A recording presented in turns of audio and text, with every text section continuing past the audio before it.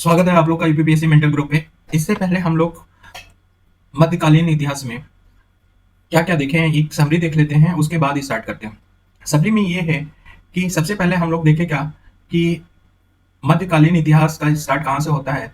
तो हमने बताया अरब का आक्रमण सबसे पहले होता है, उसके बाद तुर्की का आक्रमण होता है। ठीक, इसके बाद हमने यहाँ पे सल्तनत काल के बारे में बताया कि सल्तनत सल्तनत काल में सबसे पहला वंश जो आता है वो आता है गुलाम वंश। ठीक है, गुलाम वंश को भी हमने 3 पार्ट में बाँटा था, आप लोग को याद आया आ रहा होगा। एक तो कुतुबी वंश के बारे में बताया था, एक ससमी वंश के बारे में, एक बलबनी वंश के बारे में बताया था।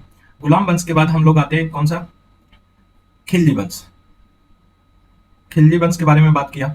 खिलजी के बाद हम लोग तुगलक के बारे में बात किए। और तुगलक का लास्ट एम्पायर जो सबसे इंपॉर्टेंट था, एफएसटी था। इसमें हम लोग जीएसटी, एमबीटी और एफएसटी के बारे में पढ़े। गयासुद्दीन तुगलक, मोहम्मद बिन तुगलक और फिरोज शाह तुगलक। उसी में हमने देखा कि लास्ट एम्पायर के में क्या हुआ, सही तैमूर का आक्रमण हो जाता है। तैमूर का आक्रमण के बाद सैयद वंश का स्थापना होता है। तो यहाँ से हमारा स्टार्ट हो रहा है ये दूसरा लेक्चर सैयद वंश से। ठीक है, तो आप समझ गए होंगे लिंक की कहाँ से हम लोग आ रहे हैं। अब चलते हैं सैयद वंश। सैयद वंश की स्थापना किसने किया था, तो खिज्र खान ने किया था। सैयद वंश की स्थापना किसने किया था, खिज्र खान। अच्छा, सैयद वंश अपने आप को पैगंबर मोहम्मद का वंशज मानते हैं, लेकिन इनके बारे में कोई प्रमाण नहीं मिलता है। मानते हैं तो पूछा जाए कि कौन सा वंश है जो पैगंबर मोहम्मद का वंशज मानता है अपने आप को, तो वो सैयद वंश है। खिज्र खां के बारे में बात करें तो ये सुल्तान की जगह, जो सुल्तान बोले जाते थे सल्तनत काल में, उसकी जगह रैयत आला की उपाधि ली। तो ये सुल्तान की उपाधि नहीं लिया था। इसी का एक पुत्र था मुबारक शाह। ठीक है, तो खिज्र खां का पुत्र मुबारक शाह सैयद वंश का सेकंड सक्सेसर बनता है। भैया बिन अहमद सरहिंदी इसी के काल में थे। पूछा जाता है कि सरहिंदी किसके काल में थे, तो मुबारक शाह के काल में थे। और इन्होंने पुस्तक कौन सा लिखा था, ये लिखा था सरहिंदी ने, तारीख ए मुबारक शाही। ठीक, मुबारक शाह शाह की उपाधि धारण किया था। अपने नाम का खुतबा पढ़ाया था। तो ये यूपीपीएससी में पूछा गया कि कौन ऐसा शासक था जो अपने नाम का खुतबा पढ़ाया था, तो वो मुबारक शाह था। और सैयद वंश ने अपने नाम के सिक्के जारी किए थे, तो मुबारक शाह ने अपने नाम का सिक्का जारी किया था। तो इसी का एक दत्तक पुत्र था, वो बनता है मोहम्मद शाह। मोहम्मद शाह के बारे में कोई इंपॉर्टेंट नहीं, बस सक्सेसर के रूप में है। इसका पुत्र, मोहम्मद शाह का पुत्र है अलाउद्दीन आलम शाह। ये अंतिम शासक रहता है किसका, सैयद वंश का। तो सैयद वंश का अंतिम शासक कौन है, अलाउद्दीन आलम शाह। उसके बाद हमारे प्रथम अफगान राज्य की बात करते हैं या लोधी वंश की बात करते हैं। प्रथम अफगान, ये जो लोधी थे वो कहाँ अफगानी थे, तो इसीलिए प्रथम अफगान राज्य के बारे में बोल रहे हैं। तो प्रथम अफगान राज्य कौन था, अगर भारत का पूछे तो लोधी वंश था। ठीक है, अब लोधी वंश को हम लोग देख लेते हैं क्या इंपॉर्टेंट है। तो लोधी क्या थे, अफगानी थे और मुख्यतः व्यापारियों के रूप में प्रशासनिक औहदा इनको मिला था। तो व्यापारियों के रूप में इनको प्रशासनिक औहदा मिला था। ठीक है, बहलोल लोधी के बारे में बात करते हैं कि लोधी वंश का संस्थापक बोला जाता है कौन है, तो बहलोल लोधी है। ये सिंहासन पर नहीं बैठ के दरबारियों के बीच में बैठता था। तो ये पूछ लिया जाता है कि कौन जो है कि कौन इसमें से सिंहासन पर न बैठ के दरबारियों के बीच में बैठता, तो बहलोल लोधी, और यही संस्थापक था लोधी वंश का। जौनपुर के शासक हुसैन शाह को पराजित किया था और इनके पुत्र बरबत शाह को शासक बनाया था। तो हुसैन शाह को पराजित किया, जौनपुर पे पूछ लिया कि आक्रमण कौन किया था और हुसैन शाह को पराजित किया था, तो बहलोल लोधी ने किया था। और इसी के पुत्र बरबक शाह को शासक बनाया था। ग्वालियर के शासक मान सिंह को हराया था। तो ये बहुत इंपॉर्टेंट है कि मान सिंह को किसने हराया था, तो बहलोल लोधी ने हराया। और जब हराया ग्वालियर के शासक को, तो उसके बाद लौट रहा था, तो उसकी मृत्यु हो गई, किसकी, बहलोल लोधी की। इसके बाद हमारा बनता है सिकंदर लोधी। ठीक है, इसका नाम क्या था, निजाम खां। तो वेरी इंपॉर्टेंट कि इसका नाम क्या था, सिकंदर लोधी का निजाम खां। भूमि मापने हेतु ये गज ए सिकंदरी पैमाना बनाया था। तो भूमि मापन के लिए इससे पहले हमने देखा अलाउद्दीन खिलजी हमारा क्या बनाया था, बिस्वा बनाया था। बिस्वा से वो भूमि मापन करता था, लेकिन सिकंदर लोधी किससे, गजे सिकंदर। तो गजे सिकंदरी से भूमि का मापन किया जाता था।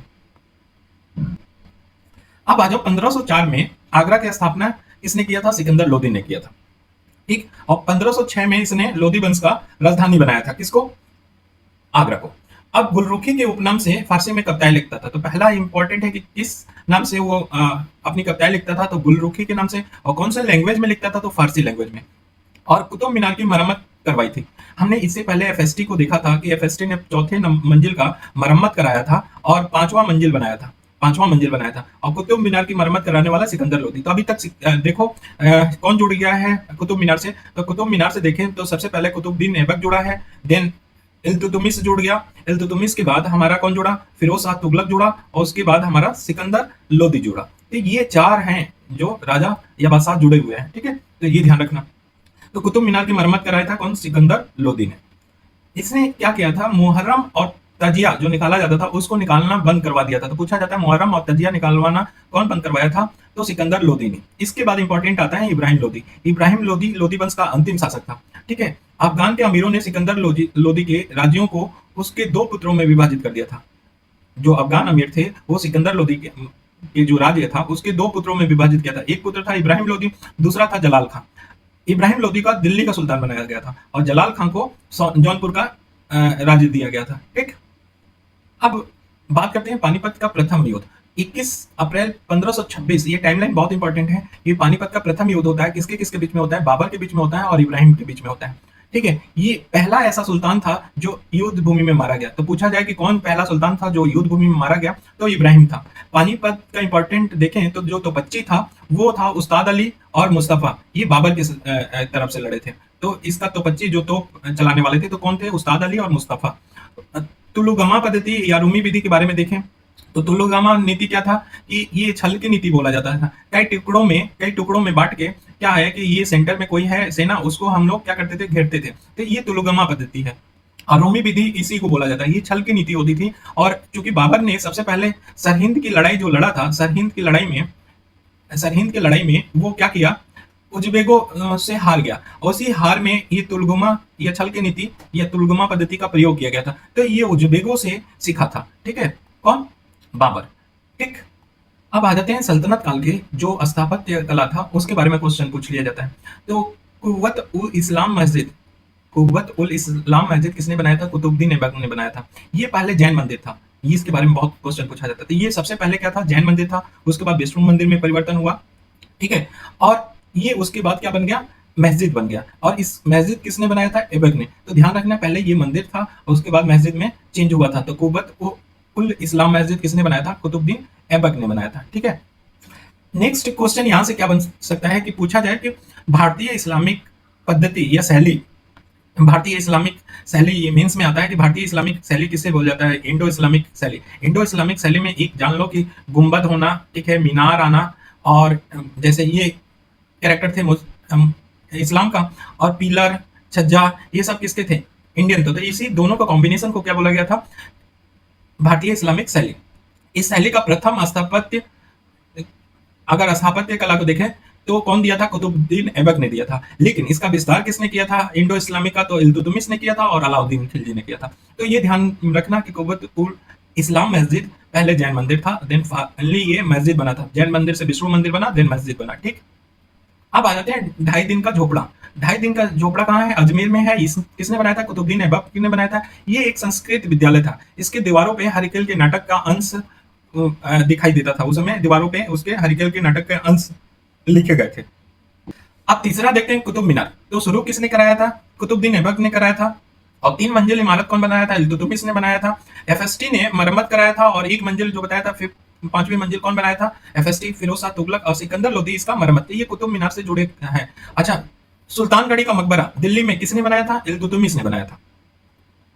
अब देखो, अतार्किन का दरवाजा किसने बनाया था, कहाँ है, नागौर में बनाया था, राजस्थान में। तो ये बहुत पूछा जाता है, अतार्किन का दरवाजा बनाया था इल्तुतमिश में, कहाँ है, नागौर या राजस्थान, ठीक है। हौज ए शमसी या शमसी ईदगाह बदायूं में बनाया था। हौज ए शमसी या शमसी ईदगाह कहाँ बनाया था, बदायूं में। किसने बनाया था, इल्तुतमिश ने बनाया था। अलाई दरवाजा किसने बनाया था, तो कुव्वत उल इस्लाम मस्जिद था ना, उसका प्रवेश द्वार है। तो ये ध्यान रखना कि कुव्वत उल इस्लाम मस्जिद किसने बनाया था, कुतुबुद्दीन ऐबक ने बनाया था। उसी का ये प्रवेश द्वार है अलाई दरवाजा। और इसको बनवाया कौन था, तो अलाउद्दीन ने बनवाया था। पहला मेहराब का अगर देखें कैरेक्टरिस्टिक, मेहराब, प्रथम मेहराब का साक्ष्य मिलता है किसमें है, तो वो अलाई दरवाजा में मिलता है। मेहराब का मतलब कि ये उल्टे यू आकार का। जमात खाना मस्जिद किसने बनाया था, जमात खाना मस्जिद अलाउद्दीन खिलजी ने बनाया था। उखा मस्जिद मुबारक शाह खिलजी ने बनाया था। कहाँ बनाया था, भरतपुर, राजस्थान में, ठीक है। अब पूछ लिया जाता है कि तुगलकाबाद किला किसने बनाया था, तो जीएसटी बनाया था गयासुद्दीन तुगलक ने। जीएसटी का मकबरा कहाँ है, दिल्ली में है। ये पंचकोणीय मकबरा है, ध्यान रखना। तो जीएसटी का मकबरा कहाँ है, जीएसटी का मतलब है गयासुद्दीन तुगलक के बारे में बोल रहे हैं, ठीक है। ये पंचकोड़ी है। आदिलाबाद आदिलबाद या आदिलबाद किला किसने बनवाया था? तो एमबीटी ने बनाया था, मोहम्मद बिन तुगलक ने। कोटला, फिरोज शाह और ये कामी मस्जिद किसने बनाया था? तो ये पूछ लिया जाता है, कोटला या फिरोज शाह या कामी मस्जिद किसने बनाया था? तो फिरोज शाह तुगलक ने बनाया था। ठीक है, नेक्स्ट आर्ट में देखें तो खाने ए जहां तेलंगानी मकबरा, खान ए जहां तेलंगानी मकबरा कहाँ है? निजामुद्दीन में है, जो दिल्ली के पास है। ये अष्टकोणीय है। ठीक है, जौना शाह, ठीक है, खान ए शाह सेकेंड द्वारा निर्माण किया गया। तो जौना शाह या खान ए शाह द्वितीय द्वारा ये निर्माण किया गया। कौन? खाने जहां तेलंगानी मकबरा कहाँ पे है? निजामुद्दीन में। अब देख लेते हैं सल्तनत काल में और क्या इंपॉर्टेंट है। तो किसी के नाम के सामने ए मुमलिक जुड़ जाए, ए मुमलिक कोई भी है, जैसे बरीद ए मुमलिक, ठीक है, तो अगर ए मुमलिक जुड़ने का मतलब होता है कि उसका प्रधान होना। जैसे आरिज ए मुमलिक, तो आरिज का मतलब होता है सैन्य, तो सैन्य विभाग का प्रधान हो जाएगा। देखो इंसा ए मुमलिक, इंसा मतलब इंक, इंसा या इंक, इंक से क्या लिखा जाता है? लेटर लिखा जाता है। ठीक है, तो पत्रचार विभाग का प्रधान। तो याद करना बड़ा आसान हो जाएगा, ये बस इसका अर्थ समझिए। ये पूछ लेता है तो इसलिए बता रहे हैं। जैसे रसालत ए मुमलिक, अब रसालत का मतलब ये विदेशी या जो आ, राजदूत होते थे उससे पत्राचार करता था। तो ये विदेश विभाग या फॉरेन मिनिस्ट्री पूछा जाता है, तो ये विदेश विभाग का प्रधान होता था, रसालत है। मुस्तौफी ए मुमलिक, तो ए मुमलिक जहां जोड़ रहा है वो उसका। तो मुस्तौफी का मतलब क्या? मुस्तौफी रहना, मुस्तद रहना, मुस्तैद रहना, कि राज का व्यय की जांच करना। तो राज की व्यय की जांच कौन करता था? मुस्तौफी करता था। मुस्तौफी से ये से याद रखो, मुस्तैद है। अब मुस्तैद किस बारे में लेके है? व्यय के बारे में। तो राज की व्यय की जांच कौन करता था? मुस्तौफी ए मुमलिक। अब आ जाता है मुशरिफ ए मुमलिक। मुशरिफ ए मुमलिक राज की आय की जांच करता था। मुस्तफी मतलब मुस्तैद रहा है कि ज्यादा व्यय तो नहीं कर रहा है। अब मुशरिफ मतलब कि जो मुसाफिर जो आ रहे हैं वो आए। मुशरिफ से ऐसे रखो कि मुसाफिर, मुसाफिर क्या होते हैं? याद आते हैं, तो ये आय से हो जाएगा। बस याद करने का एक छोटा बहुत ट्रिक है, आप कुछ भी बना सकते हो। वहीं बरीद ए मुमलिक क्या होता था? गुप्तचर विभाग का प्रधान होता है। ये मिलाने के लिए आता है, ये ध्यान रखना। काजी उल कुजात, बस यही डिफरेंस है, ए मुमलिक नहीं लगा है। ये न्याय विभाग का क्या है? प्रधान होता है। तो काजी उल कुजात क्या होता है? न्याय विभाग का प्रधान होता है। मुफ्ती क्या होता है? धर्म की व्याख्या करने वाला। तो मुफ्ती क्या होते हैं? जो धर्म की व्याख्या करते हैं। और मुशरिफ क्या होते हैं? किसानों से भूमि कर लेने वाला। तो किसानों से भूमि कर लेने वाले को मुशरिफ बोलते हैं। और देखो ये मुशरिफ ए मामलिक है, तो ये राज की आय, किसानों से अगर लेंगे भूमि कर तो आय होगा कि नहीं? यहां से भी कर सकते हैं। तो मुफ्ती और मुशरिफ, ये ध्यान रखना। मुफ्ती क्या करता है? धर्म की व्याख्या करता है। मुशरिफ किसानों से भूमि कर लेने वाला होता है। तो ये बहुत इंपॉर्टेंट है। ठीक, अब देखो नेक्स्ट टर्म आता है वक्फ। वक्फ क्या होता है? वह भूमि जो धार्मिक कार्यों के लिए सुरक्षित कर दी गई होती है। तो ये होता है ना वक्फ। तो वक्फ का ध्यान रखना कि वो धार्मिक कार्यों के लिए सुरक्षित भूमि होती है। ठीक है, अब मैभार आता है। मैभार क्या है? इमारतों का निर्माण करने वाला। तो ये ध्यान रखना, मैभार टर्म का यूज होता है। मैभार का मतलब होता है इमारतों का निर्माण करने वाला। एमबीटी को क्या बोलते हैं? प्रिंस ऑफ मैनेरियस बोला जाता है। तो एमबीटी कौन है? मोहम्मद बिन तुगलक। और इसी के समय हमने बताया था ना, बहमनी और विजयनगर, ये दोनों स्वतंत्र हुए थे। दूसरा इंपॉर्टेंट ये है कि जब जीएसटी था ना, जीएसटी के समय में ये गया था, तेलंगाना को जीता था। और तेलंगाना को जीतकर पूछा जाए कि तेलंगाना को जीतकर सल्तनत काल में मिलाने वाला कौन सा था राजा? तो अगर सुल्तान पूछे तो जीएसटी, और किसने मिलाया? तो एमबीटी ने मिलाया था। ठीक है, तो ये ध्यान रखना। एफएसटी के बारे में स्वयं को खलीफा या नायब कहा था। तो पूछ लिया था फिरोज शाह तुगलक ने कौन है जो स्वयं को खलीफा और का नायब कहा था? तो खलीफा का नायब अपने आप को फिरोज शाह तुगलक ने कहा था। फिरोज शाह तुगलक सर्वप्रथम अपनी कुल आय का ब्यौरा तैयार किया था। और ये पूछा जाता है कि अपनी कुल आय का ब्यौरा या एक रजिस्टर अपना तैयार कराया था, आय का ब्यौरा कौन तैयार किया था? तो फिरोज शाह तुगलक था। उस समय उसकी टोटल आय थी 6,75,75,00,000। ठीक, मोहम्मद गोरी अन्य मुसलमानों के एक बेटा हो सकता है या दो, मेरे अनेक हजार बेटे हैं। ये किसने बोला था? तो ये मोहम्मद गोरी ने बोला था। ठीक है, और एक कथन है कि विश्वासघात में उसका आरंभ हुआ, दानशीलता पर वह विकसित हुआ और आतंक में उसका अंत हुआ। तो ये किसके लिए बोला गया है? अलाउद्दीन खिलजी के बारे में बोला गया है। और आर एस शर्मा ने बोला है, क्या बोला है? कि विश्वासघात में उसका आरंभ हुआ, ठीक है, अपने ही चाचा को मार दिया था, दानशीलता पे वह विकसित हुआ और आतंक में उसका अंत हो गया। ये अलाउद्दीन खिलजी के बारे में। तो कुछ इंटरेस्टिंग फैक्ट हैं, ये एग्जाम में आते हैं, बस इसको याद रखना। अब देखें कि सल्तनत काल इंड होता है लोधी के वंश, जैसे ही खत्म होता है लोधी वंश, उसके बाद कुछ स्वतंत्र प्रांतीय राज आते हैं। तो उत्तर भारत में कौन कौन आते हैं देखो, और दक्षिण भारत में कौन कौन आते हैं। ये इंपॉर्टेंट एक खाका बनते चलेगा। तो जैसे ही सल्तनत काल का अंत होता है तो जौनपुर, कश्मीर, मालवा, राजपूताना, गुजरात, उड़ीसा, ये सब नॉर्थ में आते हैं। और दक्षिण में कौन आता है? विजयनगर और बहमनी आदि आते हैं। तो सल्तनत कालीन में या सल्तनत काल जब कमजोर होता गया तो उससे क्या होता गया कि स्वतंत्र प्रांतीय राज बनते गए। तो कुछ नॉर्थ में बने, कुछ साउथ में बने। तो ये ध्यान रखना कि जौनपुर जो बना था वो सल्तनत और मुगल के बीच में, ये मुगल आया और ये आपका जौनपुर आया। तो ये मुगल और सल्तनत के बीच की कहानी ये है जो भी ये बन रहा है। ठीक है, अब चलते हैं उत्तर भारत के स्वतंत्र राज्य जो महत्वपूर्ण है, क्वेश्चन पूछे जाते हैं वहां को, उसको देखते हैं। तो पहला आता है हमारा जौनपुर। जौनपुर कहाँ? गोमती नदी के किनारे है।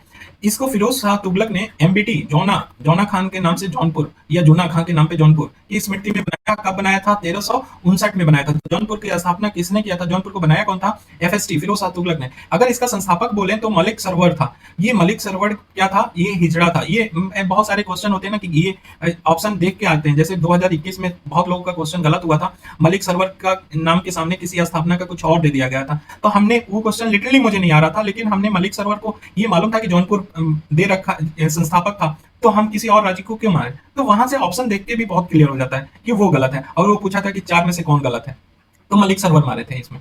ठीक है, तो ध्यान रखना ये। तो संस्थापक जौनपुर का कौन था? मलिक सरवर था, वो हिजड़ा था। इसके बाद इसने ही सरकी राजवंश का क्या क्या स्थापना किया था। तो सरकी राज की स्थापना किसने किया था? मलिक सरवर ने किया था। और जौनपुर को भारत का सिराज बोला जाता है। जौनपुर को भारत का सिराज बोला जाता है। अब देखते हैं कि सरकी राजवंश के शासक का कालक्रम क्या था, क्या कौन कौन सक्सेसर आए थे, कैसे आए थे। बस तो हमारे सरकी राजवंश के शासक देखें तो सबसे पहले मलिक सरवर आता है, संस्थापक होता है। मुबारक शाह आता है जिसने सुल्तान की उपाधि ली थी। तो ये सरकी राजवंश में ऐसा शासक था जो मुबारक शाह, वो सुल्तान की उपाधि ली थी। इसके बाद इब्राहिम शाह आता है, देन महमूद शाह आता है, मोहम्मद शाह आता है, उसके बाद हुसैन शाह आता है। और हुसैन शाह सरकी ही अंतिम शासक होता है।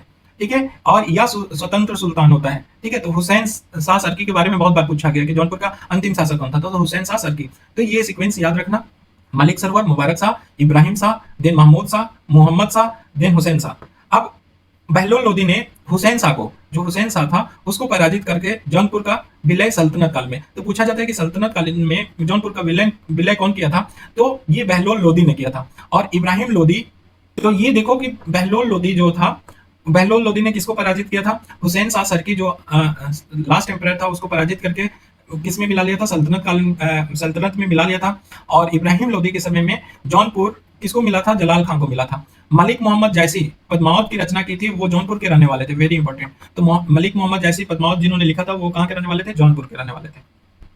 अब दूसरा हम लोग पढ़ने जा रहे हैं तो बंगाल। दूसरा हम लोग देखने जा रहे हैं जौनपुर के बाद स्वतंत्र राज्य के रूप में बंगाल। तो जौनपुर के बाद बंगाल को देखते हैं तो इसकी राजधानी कहाँ होती है? लखनऊ होती है। ये इंपॉर्टेंट है। बख्तियार खिलजी के बारे में बताया था कि ये ही बंगाल पे अभियान किया था। ठीक है, और इसने ही किसको ध्वस्त किया था? नालंदा विश्वविद्यालय को क्या कर दिया था? ध्वस्त कर दिया था। और इसने दिल्ली सल्तनत में बंगाल को मिलाया था पहली बार। उसके बाद बलवंत के समय में क्या हुआ था कि बलवंत के समय में बुगरा खां को शासक और मृत्यु के पश्चात स्वतंत्र घोषित कर दिया गया था। तो बलवंत के समय में भी इसको बंगाल को स्वतंत्र घोषित कर दिया गया था। जीएसटी के समय में फिर क्या हुआ? एक टाइमलाइन देख रहे हैं कि सबके सल्तनत काल में क्या हुआ था। बख्तियार खिलजी ने पहले सल्तनत काल में मिलाया, बलवंत ने फिर से स्वतंत्र घोषित कर दिया। जीएसटी ने, गयासुद्दीन तुगलक ने नसरुद्दीन के अधिनियम में बंगाल को 3 भागों में विभाजित किया। तो जीएसटी ने 3 भागों में विभाजित किया था, किसके? नसरुद्दीन के अधीन में। फिर टाइमलाइन में आते हैं जीएसटी के बाद एमबीटी के समय में, मोहम्मद बिन तुगलक के समय में दिल्ली सल्तनत से पूर्णतः स्वतंत्र हो गया। तो दिल्ली से अलग होने वाला प्रथम प्रांत कौन बन गया था? एमबीटी के समय बंगाल बन गया था। ठीक है, और एफएसटी ने, फिरोज शाह तुगलक ने 2 बार आक्रमण किया कहां पे? बंगाल पे, लेकिन वो विफल रहा। और फाइनली क्या किया? अकबर ने बंगाल को जीता था। तो ये ध्यान रखना, ये टाइमलाइन था कि कैसे बंगाल को कॉन्कर्ड किए, कैसे जीते या स्वतंत्र किए। तो वो हम स्टार्ट किए हैं सल्तनत से। कहां से? बख्तियार से। बख्तियार खिलजी के बाद हम अकबर तक आए हैं। तो फाइनली अकबर ने जीता था, एफएसटी हार गया था, एफएसटी जीत नहीं पाया था। ठीक है, तो ये टाइमलाइन था बंगाल का कहानी का। कीर्तिवास ने बंगला रामायण लिखा था, और इसी बंगला रामायण को बंगला की बाइबल बोला जाता है। ये ध्यान रखना, कीर्तिवास ने क्या लिखा था? बंगला का रामायण लिखा था। ठीक है, और ये बंगला की बाइबल बोला जाता है। ठीक, अब गुजरात की टाइमलाइन देखते हैं। गुजरात राज्य कैसे हुआ था, क्या क्या हुआ था उस समय। सल्तनत काल में क्या चेंजेस आए थे। तो 1297 में अलाउद्दीन ने दिल्ली सल्तनत में मिलाया था। तो गुजरात अभियान में याद है ना कि पहला अलाउद्दीन खिलजी का पहला अभियान, इससे पहले लेक्चर में लिया है, पहला अभियान क्या था अलाउद्दीन खिलजी का, यही गुजरात राज्य था। और इसी में इसने मिलाया था। और सल्तनत राज्य में किसने मिलाया था? अलाउद्दीन खिलजी ने मिलाया था। मुस्लिम सूबेदार द्वारा नियंत्रण, अंतिम इसका अगर गुजरात देखें, गुजरात राज्य का अंतिम शासक कौन था? तो जफर खान था। अब आते हैं अहमद शाह।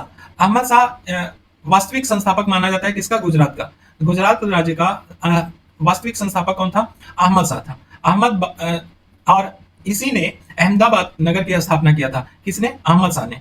गुजरात में प्रथम बार जजिया कर कौन लगाया था? तो अहमद शाह ने लगाया था। इसी के समय में बदरुद्दीन दामनी जो मिस्र का यात्री था, वो गुजरात का यात्रा किया था। तो ध्यान रखना, बदरुद्दीन दामनी अहमद शाह के शासनकाल में गुजरात का यात्रा किया। तो मिस्र या इजिप्ट का ये क्या था? यात्री था जो गुजरात में यात्रा किया था। ठीक। फिर गुजरात में सुल्तान महमूद बेगड़ा आता है। ये सबसे प्रतापी राजा माना जाता है गुजरात राज्य का। इटली यात्री लुडोविको दी वार्थेमा आता है। तो लुडोविको दी वार्थेमा किसके समय में आता है? सुल्तान महमूद बेगड़ा के समय में आता है। कहां आता है? गुजरात आता है। अकबर अंततः मुगल साम्राज्य में मिलाया। ठीक है। हुमायूं विफल हो गया था किसको? गुजरात को मिलाने में। ठीक। तो देखो टाइमलाइन में गुजरात का क्या है कि अलाउद्दीन खिलजी ने पहले गुजरात को सल्तनत काल में मिलाया, फिर स्वतंत्र हो गया किसके? स्वतंत्र हो गया अहमद शाह के समय में। अहमद शाह संस्थापक बने गुजरात का। फिर महमूद बेगड़ा आता है। महमूद बेगड़ा के बाद क्या होता है कि हुमायूं इस पे आक्रमण करना चाहता है लेकिन नहीं मिला पाता है। फिर अकबर क्या करता है? इस पे आक्रमण करके और ये मुगल साम्राज्य में मिला लेता है। तो ये स्टोरी टाइमलाइन थी गुजरात की कि कैसे कैसे चेंजेस हुए। ठीक। नेक्स्ट हम लोग देखने जा रहे हैं मालवा। मालवा राज्य के बारे में जो इंपॉर्टेंट फैक्ट हैं या कुछ कंसेप्ट हैं वो देखते हैं। तो परमार वंश की उत्पत्ति गुर्जर प्रतिहार की भांति होती है। ठीक है। अग्निकुंड से इनकी ओरिजिन मानी जाती है परमार वंश की और गुर्जर प्रतिहार की। जो प्राचीन लेख है उसमें राष्ट्रकूटों के सामंत के रूप में माने जाते हैं कौन? परमार वंश। तो मालवा पे परमार वंश का शासन था और इनकी उत्पत्ति अग्निकुंड से मानी जाती है। ठीक है। और राष्ट्रकूट के ये सामंत के रूप में काम करते थे परमार। ये कहां से मिलता है स्रोत? ये प्राचीन लेखों में मिलता है। सीयक द्वितीय, जो सीयक द्वितीय था वो स्वतंत्र राज्य की स्थापना किया था। ठीक है। मालवा परमारों के वास्तविक शक्ति का विकास वाक्यपति मुंज ने किया था। तो वास्तविक शक्ति का विकास किसने किया था? वाक्यपति मुंज ने। वाक्यपति मुंज ने उत्पल राज, अमोघ वर्ष और श्री वल्लभ की उपाधि धारण की थी। तो पृथ्वी वल्लभ भी इनको, श्री वल्लभ या पृथ्वी वल्लभ वाक्यपति मुंज ने अपनी उपाधि धारण की थी। तो ये इंपॉर्टेंट है, ध्यान रखना। मालवा में आते हैं भोज। भोज चालुक्य नरेश जयसिंह द्वितीय को पराजित किया। तो भोज जो थे वो चालुक्य नरेश जयसिंह द्वितीय को किसने पराजित किया था? तो राजा भोज ने किया था। भोज के बाद मालवा पे सोलंकियों का अधिकार हो जाता है। होशंग शाह राजधानी धार से कहां ले जाते हैं? मांडू स्थापित करते हैं। तो धार से राजधानी कहां हो जाती है? मांडू। कौन करता है? होशंग शाह करते हैं। इसके बाद मालवा में खिलजी वंश का आधिपत्य हो जाता है। ठीक है। कि मालवा को अधिग्रहण कौन कर लेता है? सल्तनत काल में मिला कौन लेता है? खिलजी वंश में। उसमें मालवा को लेके चित्तौड़ के राणा और मोहम्मद खिलजी में एक युद्ध होता है जो अनिर्णित होता है। इस विजय के उपलक्ष्य में विजय स्तंभ चित्तौड़ में बनाया जाता है। तो अनिर्णित होता है तो चित्तौड़ के राणा संगा ने इस विजय के उपलक्ष्य में विजय स्तंभ का स्थापना किया है। कौन? चित्तौड़ में। तो राणा ने किया है। 1531 में मालवा को गुजरात में मिलाया था किसने? बहादुर शाह प्रथम ने। ठीक है। 1531 में मालवा को गुजरात में किसने मिलाया था? बहादुर शाह प्रथम। तो ये कुछ टाइमलाइन थी मालवा के। अब आ जाते हैं कश्मीर राज्य पे। तो शाह मिर्जा या मीर 14वीं सदी में मुस्लिम वंश की स्थापना करते हैं। कौन? शाह मिर्जा या मीर। सुल्तान सिकंदर के समय तैमूर आक्रमण किया था। तो कश्मीर पे आक्रमण कौन किया था? तैमूर ने आक्रमण किया था। किसके समय में? सुल्तान सिकंदर के समय में। लेकिन कश्मीर को जीत नहीं पाया था। तो नेक्स्ट शासक सुल्तान सिकंदर के बाद कौन बनता है? सुल्तान जैनुल आबिदीन बनता है। ये सहस्त्रों शासक होता है। गौ हत्या पर प्रतिबंध लगाता है, साहित्य को प्रोत्साहित करता है। लंबे समय तक शासक रहने वाला जम्मू कश्मीर का कौन है? ये जैनुल आबिदीन है। तो जैनुल आबिदीन है और इन्हीं को कश्मीर का अकबर कहा जाता है। कुछ वर्षों के बाद चाक वंश इस पे अधिकार कर लेते हैं जम्मू कश्मीर में, और इसी चाक वंश को अकबर ने क्या कर दिया था? नष्ट कर दिया था। तो ये कुछ टाइमलाइन थी जम्मू कश्मीर को लेके। ठीक। अब देखते हैं दक्षिण भारत में स्वतंत्र राज्य। 14वीं सदी के प्रथम में द्वार समुद्र के होयसलों को छोड़कर लगभग संपूर्ण दक्षिण भारत पे दिल्ली सल्तनत में शामिल कर दिया। तो कौन पूछा जाता है कि द्वार समुद्र या होयसल राज्य था, वो छोड़ के बाकी दक्षिण भारत के जितने राज्य थे वो दिल्ली सल्तनत में शामिल हो गए थे। एमबीटी के समय, मोहम्मद बिन तुगलक के समय दक्षिण भारत में सर्वाधिक विद्रोह हुए थे। तो ये क्वेश्चन पूछ लिया जाता है।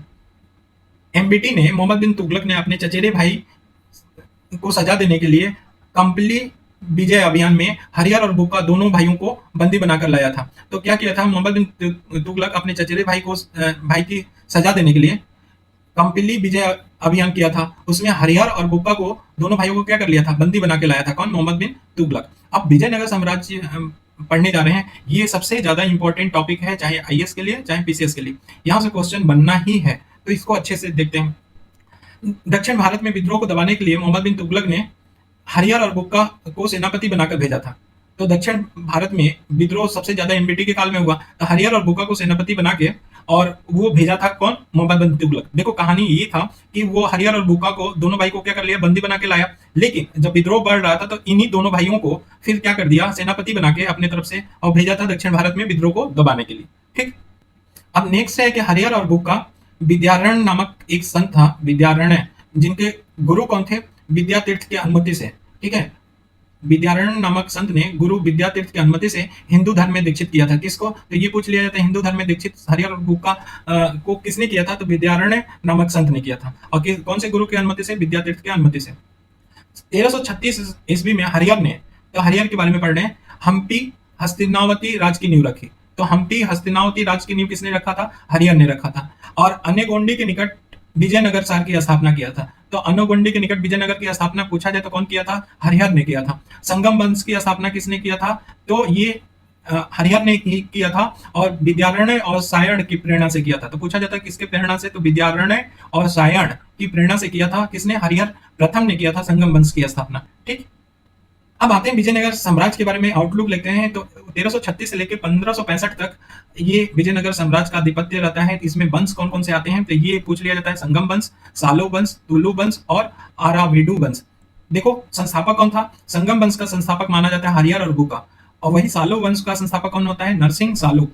तुलु वंश का संस्थापक कौन होता है? वीर नरसिंह होता है। तो वीर नरसिंह तुलु वंश का संस्थापक होता है। और अराविडु वंश का संस्थापक कौन होता है? तिरुमल्लक होता है। तो ये संस्थापक जरूर पूछा जाता है, तो ये ध्यान रखना संस्थापक। अब चलते हैं संगम वंश के बारे में पढ़ते हैं। संगम वंश की स्थापना कौन किया था? हरियर और बुक्का ने किया था। प्रथम शासक कौन बना था? हरियर प्रथम बना था। और अगर अंतिम शासक देखें तो विरूपाक्ष सेकंड था, द्वितीय था, वो संगम वंश का अंतिम शासक था। हरियर प्रथम के बारे में बात करें तो पहली राजधानी अनेगोंडी को बनाया था। बाद में इसने राजधानी किसको बनाया था? विजयनगर को बनाया था। होयसल को अपने राज्य में मिलाया था। तो पूछा जाएगा कि होयसल को अपने राज्य में मिलाने वाला प्रथम कौन था राजा या शासक? तो हरियर प्रथम ने मिलाया था, और ये संगम वंश के शासक था। इसी के समय में बहमनी और विजयनगर में संघर्ष का प्रारंभ हुआ। ठीक है, किसको लेकर? रायचूर पे अधिकार को लेकर, रायचूर का जो किला है उसके अधिकार को लेकर बहमनी और विजयनगर में क्या हुआ? संघर्ष स्टार्ट हुआ। किसके समय में? हरिहर प्रथम के समय में। अब देखो बुक्का प्रथम, हरिहर प्रथम के बाद बुक्का प्रथम बनता है। तो सीक्वेंस याद रखना, हरिहर प्रथम देन बुक्का प्रथम बनता है। स्थापना पूछे तो हरिहर और बुक्का। अभिलेखों में इसे पूर्वी, पश्चिमी और दक्षिणी सागरों का स्वामी कहा जाता है। तो अभिलेख में किसको पूर्वी, पश्चिमी और दक्षिणी सागरों का स्वामी बोला जाता है? तो बुक्का प्रथम को बोला जाता है। Very important. मदुरा को विजय किया था। ठीक है, तो मदुरा को विजयनगर साम्राज्य में शामिल किया था कौन? बुक्का प्रथम ने। जबकि होयसल को कौन किया था? होयसल या द्वार समुद्र को कौन किया था? तो हरिहर प्रथम ने। ये ध्यान रखना। उपाधि कौन लिया? बुक्का प्रथम ने क्या लिया था? वेदमार्ग प्रतिस्थापक। तो वेदमार्ग प्रतिस्थापक उपाधि लिया था किसने? बुक्का प्रथम ने। उसके बाद राजा बनता है हरिहर द्वितीय। ठीक है, हरिहर द्वितीय विजयनगर का प्रथम शासक है जिसने राजाधिराज और राज परमेश्वर की उपाधि धारण की। तो पूछा जाता है कि कौन है जो विजयनगर शासक जो राजाधिराज या राज परमेश्वर की उपाधि धारण की? तो हरिहर द्वितीय। प्रथम मत मार देना, द्वितीय। ठीक। और हरिहर द्वितीय ने अन्य एक उपाधि जिसको राज व्यास बोला जाता है, राजा वाल्मीकि या राज वाल्मीकि, ये धारण किया था हरिहर द्वितीय ने। ठीक है, अब उसके बाद देवराय प्रथम इंपॉर्टेंट शासक होते हैं। देवराय प्रथम के समय में क्या हुआ? तुंगभद्रा नदी पे बांध और नहर निकाले गए। तो पूछा जाता है कि किसके समय में तुंगभद्रा पे बांध और नहर निकाला गया था? तो देवराय प्रथम में। इसी के समय में निकाल कोंटी इटली का यात्री आया था। तो ये भी बहुत इंपॉर्टेंट क्वेश्चन है कि निकाल कोंटी किस इटली यात्री किसके समय में आया था? तो देवराय प्रथम के समय में। एक तेलुगु कवि थे जिनका नाम था श्रीनाथ, को संरक्षण दिया था, और इन्होंने हरिविलास ग्रंथ लिखा था। तो किसने पूछा कि श्रीनाथ को संरक्षण किसने दिया था? तो देवराय प्रथम ने दिया था। और हरिविलास ग्रंथ किसने लिखा है? तो श्रीनाथ लिखे हैं। ठीक है, अब आ जाओ देवराय प्रथम के बाद देवराय द्वितीय। ये उपाधि क्या लेते हैं? गजवेटकर की उपाधि लेते हैं। सेना में मुसलमानों की भर्ती और तुर्की धनुर्धरों की भर्ती कौन स्टार्ट किया था सेना में? तो वो देवराय प्रथम है। ये ध्यान रखना कि मुसलमानों की सेना में भर्ती कौन किया था विजयनगर साम्राज्य में, या तुर्की धनुर्धारियों का भर्ती कौन किया था? तो देवराय द्वितीय ने किया था। 2000 लगभग तुर्की धनुर्धारियों की भर्ती किया था। अब्दुल रजा के जो है वो फारस के या ईरान का राजदूत यात्री है, वो आया था। ठीक है, अब्दुल रजाक पूछा जाता है किसके शासनकाल में आया था? तो देवराय द्वितीय के शासनकाल में। सिरनाथ को कभी सार्वभौम की उपाधि कौन दिया था? तो देवराय द्वितीय है। जबकि संरक्षण कौन दिया था? देवराय प्रथम। इससे पहले पढ़ चुके हैं। लेकिन कभी सार्वभौम की उपाधि किसने दिया था? ये दिया था हमारा देवराय द्वितीय ने। उसके बाद आते हैं मल्लिकार्जुन। ये उपाधि लिया था गजवेटकर का। विजयनगर का पतन कहां से स्टार्ट हो जाता है? मल्लिकार्जुन से ये स्टार्ट हो जाता है। प्रौढ़ देवराय किसे कहते हैं? तो मल्लिका अर्जुन को कहा जाता है। ठीक, नेक्स्ट ये है कि चीनी यात्री माहुयान विजयनगर किसके शासन में आया था, काल में आया था? तो मल्लिका अर्जुन के शासन काल में आया था। लास्ट कौन बनता है? विरूपाक्ष सेकंड बनता है। ये संगम वंश का अंतिम शासक होता है और बहमनी साम्राज्य द्वारा विजयनगर साम्राज्य पर प्रथम विजय प्राप्त करता है। किसके शासन काल में? विरूपाक्ष के द्वितीय के काल में। तो ये संगम वंश के बारे में हमने पढ़ा। ठीक है, और उसके जो इंपॉर्टेंट फैक्ट क्वेश्चन पूछे जा सकते हैं वो हमने देखा। अब नेक्स्ट चलते हैं। विजय संगम वंश के बाद कौन आता है? सालुक वंश आता है। इसके संस्थापक कौन है? सालू नरसिंह है। इनके पुत्र हैं इमादी नरसिंह। ये नरसा नायक या सेना नायक के संरक्षक में बनते हैं। और नरसा नायक क्या करता है? सत्ता हथियार लेता है। नरसा नायक चोल, चेर और पांडे शासकों से अपनी अधीनता स्वीकार कराई है। तो पूछा जाता है किसने अपनी अधीनता चोल, चेर और पांडे शासकों से अपनी अधीनता स्वीकार कराई है? तो वो नरसा नायक ने कराई है। अब देखो, नरसा नायक का पुत्र था वीर नरसिंह। वीर नरसिंह क्या कर देता है? हत्या कर देता है किसका? नरसा नायक का। और तुल्लु वंश की स्थापना करता है। तो हमने इससे पहले देख लिया क्या? सालुक वंश देख लिया। उसके बाद तुल्लु वंश देखने जाते हैं। तो तुल्लु वंश में संस्थापक कौन है? वीर नरसिंह। और अंतिम शासक कौन बनता है? तिरुमल बनता है तुल्लु वंश का। जो वीर नरसिंह है वो उपाधि धारण कौन सा करता है? भुजबल का। इसी में तुल्लु वंश में कृष्ण देव राय बनते हैं। 1509 में गद्दी पे ये बैठते हैं। विजयनगर का महानतम शासक के रूप में जाना जाता है। बाबरनामा में भारत का सबसे शक्तिशाली शासक बाबर ने बताया है किसको? कृष्ण देव राय को। तो ये ध्यान रखना कि कृष्ण देव राय कौन से वंश से थे? तो तुल्लु वंश से थे। विजयनगर से तो थे ही, लेकिन तुल्लु वंश से बिलोंग करते थे। 1510 में अल्बर्ट कुक ने क्या करते, फादर लुई को भेजा था जोमरिन के विरुद्ध लड़ने के लिए, और दूसरी बात कारखाना खोलने के लिए। तो अल्बर्ट कुक ने भेजा था फादर लुई को किसके राज्य में भेजा था? कृष्ण देवराय के राज्य में भेजा था। क्यों? क्योंकि जोमरिन के विरुद्ध लड़े और कारखाना भी खोलने का अनुमति दे। तो कृष्ण देव राय ने क्या कर दिया? साफ मना कर दिया कि ना वो जोमरिन के विरुद्ध लड़ेंगे और न ही कारखाना खोलने की अनुमति देंगे। ठीक है, एक युद्ध है अदोनी का युद्ध, 1509 से 10 के बीच में लड़ा था। बिदर के सुल्तान मोहम्मद शाह और कृष्ण देव राय के बीच में हुआ था। तो अदोनी का युद्ध 1509 से 10 के बीच में हुआ था। किसे? बिदर का सुल्तान मोहम्मद शाह था उस समय। और कृष्ण तुल्लु वंश के शासक कौन थे? तुल्लु वंश के शासक कौन थे? कृष्ण देव राय। ये विजयी हुए थे। बीजापुर का सुल्तान यूसुफ आदिल मारा गया था। तो बीजापुर का सुल्तान यूसुफ आदिल कौन से युद्ध में मारा गया था? तो अदोनी के युद्ध में मारा गया था। अब देखो, रायचूर और गुलबर्गा पे अधिकार किसने कर लिया? कृष्ण देव राय ने किया। बीदर पे पुनः आक्रमण करके महमूद शाह को वहां पे राजा या शासक बनाया, महमूद शाह को बैठाया। इसी उपलक्ष्य में यवन राज स्थापनाचार्य की उपाधि ली। तो यवन राज स्थापनाचार्य की उपाधि किसने लिया? कृष्ण देव राय ने लिया। ठीक है, अष्ट दिग्गज के बारे में बात किया जाता है। ये कृष्ण देव राय के काल में ही है। ये क्या? तेलुगु साहित्य का स्वर्ण काल माना जाता है। जो कृष्ण देव राय का काल था वो तेलुगु साहित्य का स्वर्ण काल माना जाता है। और अष्ट दिग्गज में 8 महान विद्वान थे या कवि थे जो तेलुगु साहित्य से जुड़े हुए थे। उन्हीं को अष्ट दिग्गज बोला जाता था। जो पेडाना था वो सर्व प्रमुख, मतलब ये अष्ट दिग्गजों में सबसे ज्यादा महत्वपूर्ण था। वो यह तेलुगु और संस्कृत दोनों भाषा में अपनी साहित्य को लिखता था। इनके शासनकाल में जो कृष्ण देव राय हैं, कौन कौन आया? तो पुर्तगाली यात्री डुआर्ट बारबोसा और डोमिंगो पायस, ये कृष्ण देव राय के शासनकाल में आया था। ये क्या थे? पुर्तगाली यात्री थे। ठीक है, नेक्स्ट ये पूछा जाता है कि आंध्र का भोज किसे बोला जाता है? कृष्ण देव राय को। ये वेरी इंपॉर्टेंट। हजारा मंदिर, विट्ठल स्वामी मंदिर और चिदम्बरम मंदिर किसने बनाया था? तो कृष्ण देव राय ने बनाया था। ये ध्यान रखना, हजारा मंदिर, विट्ठल स्वामी मंदिर और चिदम्बरम मंदिर का निर्माण किसने कराया था? तो कृष्ण देव राय ने कराया था। अचित देव राय के देखें तो कृष्ण देव राय द्वारा उत्तराधिकारी घोषित किया गया था अचित देव राय। जामाता राम राय अपने साला सदाशिव को बनाना चाह रहे थे। तो इस स्थिति में गृह युद्ध की स्थिति होती है। लेकिन इसी समय में गृह युद्ध की स्थिति में उड़ीसा के गजपति का आक्रमण हो जाता है। इससे बचने के लिए राम राय क्या करते हैं, राम राय को शासन में सहभागी बना लेते हैं कि गृह युद्ध ना हो, ठीक है। और किनका किनका होता है इस समय, उड़ीसा का ही नहीं होता है, बीजापुर का आक्रमण भी होता है, गोलकुंडा का भी आक्रमण होता है। तो ये 3 आक्रमण से बचने के लिए जो गृह युद्ध है ना हो, उसलिए राम राय के साथ सत्ता का क्या कर लेते हैं, सहभागी बना लेते हैं। अच्युत ने बीजापुर को हराकर रायचूर और मुदगल पुनः जीत लिया। तो अच्युत ने किसको हराया था, गोलकुंडा को हराकर बीजा गोलकुंडा या बीजापुर को हराकर रायचूर और मुदगल को पुनः जीत लिया था, किसने, अच्युत ने। अब नेक्स्ट में देखते हैं कि अच्युत के बाद एक ड्रामा के अंतर्गत सदाशिव शासक बन बैठता है, ठीक है, विजयनगर का।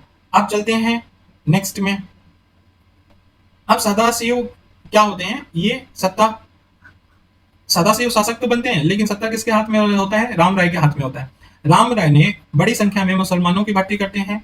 दक्षिण के मुस्लिम सल्तनतों में राजनीतिक हस्तक्षेप करने वाले प्रथम शासक कौन बन जाते हैं, राम राय बन जाते हैं। अब इसी के समय में, सदाशिव के समय में तालीकोटा या राक्षसी कांगड़ी का युद्ध होता है, वेरी इंपॉर्टेंट। ये 23 जनवरी 1565 ईस्वी में होता है तालीकोटा का युद्ध, ठीक। तालीकोटा के युद्ध के प्रत्यक्षदर्शी कौन था, तो सेवेल था, ये पूछ लिया जाएगा। स्थान कहाँ हुआ था, तो राक्षसी कांगड़ी में हुआ था। 2 पक्ष थे, उनके बीच में लड़ाई हुआ था। एक तो विजयनगर था, दूसरा पक्ष था अहमदनगर, बीजापुर, गोलकुंडा और बीदर। ये तुम्हारे 4 राज्य मिलके एक साथ आए थे और विजयनगर इधर अकेला था। ध्यान रखना, बरार इस संघ में शामिल नहीं था। जो पक्ष बी था उसमें बरार नहीं था, बीदर था। तो ये कितनी बार पूछ लिया जाता है कि तालीकोटा में युद्ध में कौन शामिल नहीं था, तो बरार नहीं शामिल था। तो विजयनगर और इन 4 राज्यों के बीच में तालीकोटा का युद्ध होता है। परिणाम क्या होता है कि राम राय की सेना पे तोपों से तबाही मचाई जाती है। तो राम राय की जो सेना होती है वो तोपों से क्या हो जाती है, तबाह हो जाती है। संघ सेना ने विजयनगर को खूब लूटा। जो संघ सेना थी ये 4 लोगों की, वो विजयनगर को खूब लूटा। इसके बाद आता है आरवीडू वंश। आरवीडू वंश 1570 में होता है। ये तालीकोटा के युद्ध के बाद स्थापित होता है। ये वंश विजयनगर में तिरुमल ने सदाशिव को लेकर पेनुकोंडा या बेनुकोंडा को राजधानी बनाई। तो सदाशिव को लेकर क्या पेनुकोंडा या बेनुकोंडा को राजधानी बनाई, तो आरवीडू वंश ने कौन सी राजधानी बनाया, पेनुकोंडा या बेनुकोंडा। इसके नेक्स्ट वेंकट द्वितीय बनते हैं। ये ईसाई पादरियों का स्वागत करता है और धर्म प्रचार की छूट देता है। श्रीरंग तृतीय की बात करें तो आरवीडू वंश का एवं विजयनगर साम्राज्य का अंतिम शासक बोला जाता है। तो अगर पूछा जाए कि विजयनगर वंश साम्राज्य का अंतिम शासक कौन था, तो श्रीरंग तृतीय था। या आरावीडू वंश का अंतिम शासक कौन था, तो श्रीनगर। और अंतिम वंश पूछा जाए तो कौन सा होगा, आरावीडू वंश होगा विजयनगर का, ठीक है। तो विजयनगर के हम लोग वंश देख लिए कि कौन कौन वंश था। संगम वंश था, उसके बाद हमने सालुब वंश पढ़ा, उसके बाद तुलुक वंश पढ़ा और आरावीडू वंश पढ़ा, ठीक है। तो ये हमने सीक्वेंस देखा। और तुलुक वंश आरावीडू वंश के बीच में तालीकोटा का युद्ध होता है। तालीकोटा का युद्ध होता है कब, ये 1565 में होता है, ठीक है। और यहीं से विजयनगर साम्राज्य का पतन हो जाता है।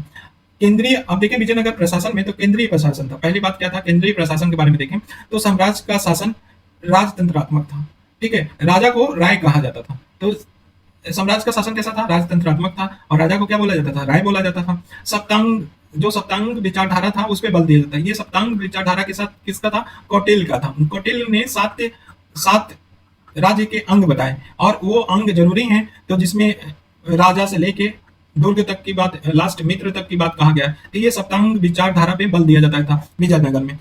या कहें कि कौटिल्य के आधार पर सप्तांग की विचारधारा पे राज्य चलाया जाता था, वो भी एक बात सही होगा। शासकों द्वारा उत्तराधिकारियों का नामजद कर दिया जाता है। धर्मनिरपेक्ष की नीति अपनाते थे। विजयनगर सेकुलर था, ठीक है, धर्मनिरपेक्ष था। तो ये ध्यान रखना, विजयनगर धर्मनिरपेक्ष था।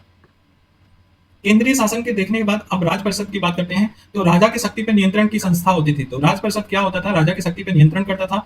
राजा परामर्श लेता था किसे, राज परिषद से। और समस्त मामलों में और नीतियों के संबंध में भी निर्णय कौन लेता था, राज परिषद लेता था। तो एक राज परिषद हुआ करता था, ठीक है।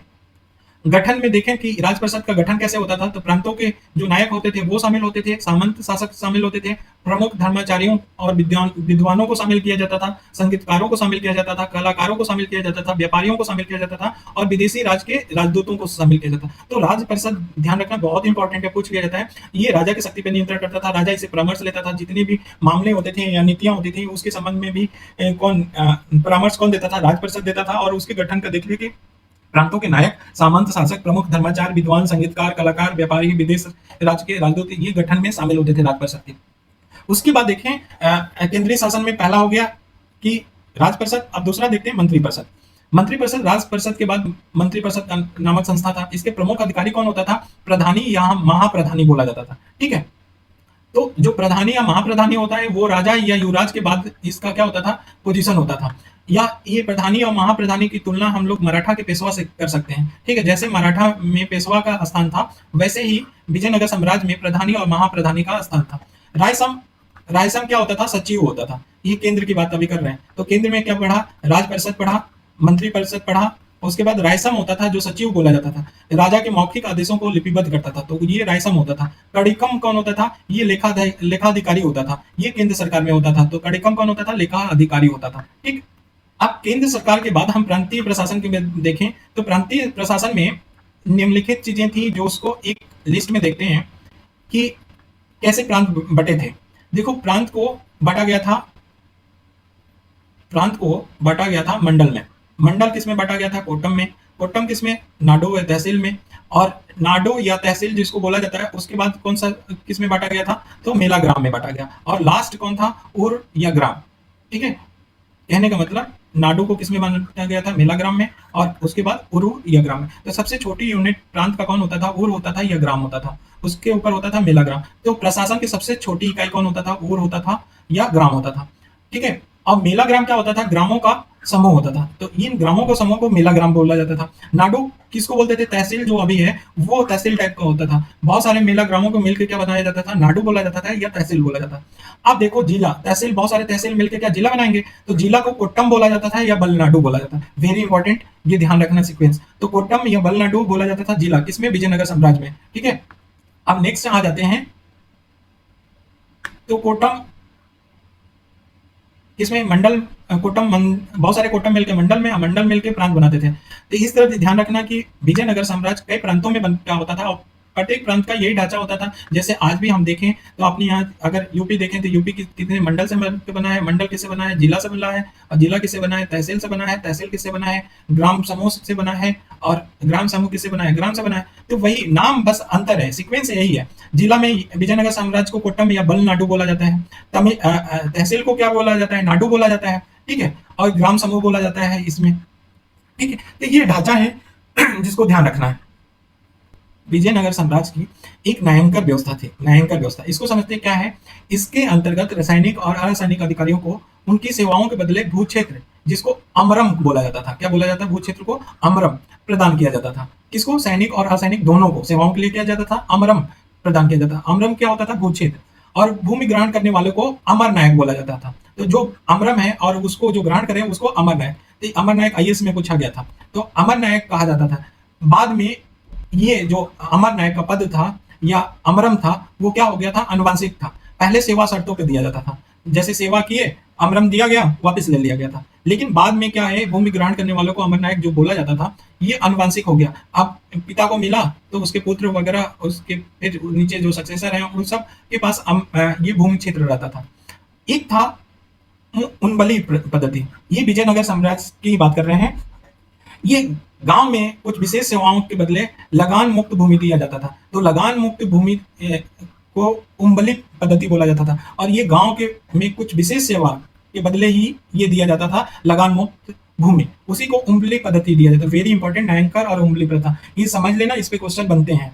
ठीक, नेक्स्ट इंपॉर्टेंट क्या है? रथ या खत कोडगे, ये क्या होता था? ये टर्म कहाँ यूज होता है? युद्ध में शौर्य प्रदर्शन करने वाले या युद्ध में अनुचित रूप से मृत के परिवारों को दी गई भूमि को रथ बोला जाता था। तो विजयनगर में रथ या खत कोडगे किसको बोला जाता था? युद्ध में शौर्य प्रदर्शन बहुत अच्छा किया हो वो, या युद्ध में अनुचित रूप से मर गया हो, उसके परिवारों को जो भूमि दिया जाता था वो रथ होता था। कुटगी क्या होता था? कुटगी ये किसानों को पट्टे पे दिया गया भूमि होता था। ब्राह्मण, मंदिर, बड़े भूमि स्वामी द्वारा ये किसानों को पट्टे पे दिया गया भूमि होता था, तो उसको क्या बोलते थे? विजयनगर में कुटगी बोलते थे। कुद्दी, कुद्दी टर्म है खेती में लगे किसान मजदूर को कुद्दी कहा जाता था। तो पूछा जाता है कि कुद्दी टर्म का मतलब क्या है? तो किसान मजदूरों को, खेती में लगे किसान मजदूरों को क्या बोला जाता? कुद्दी बोला जाता था विजयनगर साम्राज्य में। ठीक, नेक्स्ट हमारा आता है भंडारवाद ग्राम। ऐसे गांव जिनकी भूमि राज्य को प्रत्यक्ष नियंत्रण में थी। तो ऐसे गांव की भूमि जो राज्य के प्रत्यक्ष नियंत्रण में होती थी, और इन ग्रामों के किसान राज्य को कर देते थे और किसी को कर नहीं देते थे, सीधे राज्य को देते थे, उनको भंडारवाद ग्राम बोला जाता था। वेरी इंपॉर्टेंट, ये कभी भी टर्म पूछा जा सकता है। ठीक है, तो भंडारवाद ग्राम समझ गए।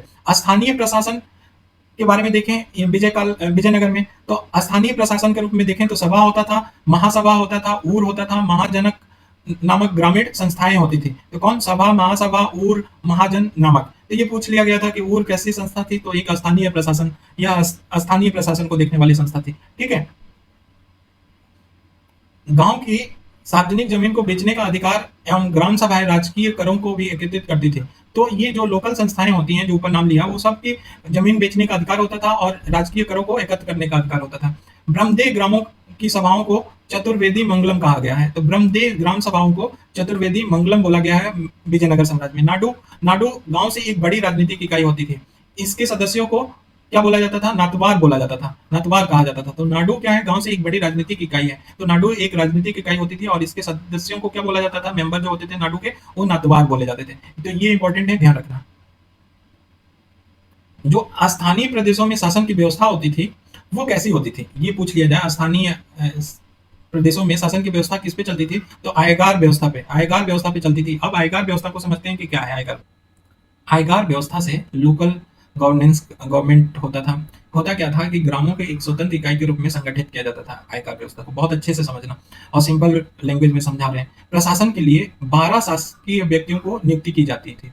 आयकर व्यवस्था में 12 शासकीय व्यक्तियों की क्या की जाती थी? नियुक्ति की जाती थी। इन्हीं 12 को ही समूह को आयगर आयगार बोला जाता था। इन्हीं 12 शासकीय व्यक्ति के समूह को क्या बोला जाता था? आयगार बोला जाता था। इनकी नियुक्ति कौन करता था? तो सरकार करती थी, जो केंद्र सरकार होती थी वो करती थी। और इनका पद क्या होता था? आनुवंशिक होता था। तो ये जो 12 अगर चुने गए तो उनके लड़के, फिर उनके लड़के के लड़के, ऐसे चला आ रहा था शासन। तो आयगार व्यवस्था समझ गए। आयगार व्यवस्था ये ग्राम की एक स्वतंत्र इकाई के रूप में होता था। ये प्रशासन करता था, लोकल प्रशासन देखता था, और इसमें 12 लोग होते थे। इन 12 लोगों को जो समूह होता था उनको आयगार बोला जाता था। और इनकी नियुक्ति कौन करता था? सरकार करती थी। ठीक है, और इनका पद आनुवंशिक था। तो ये ध्यान रखना, आनुवंशिक पद था। ठीक है, कभी कभी ऑप्शन आईएएस वाले में भी फंसा देंगे या यूपीपीसीएस में।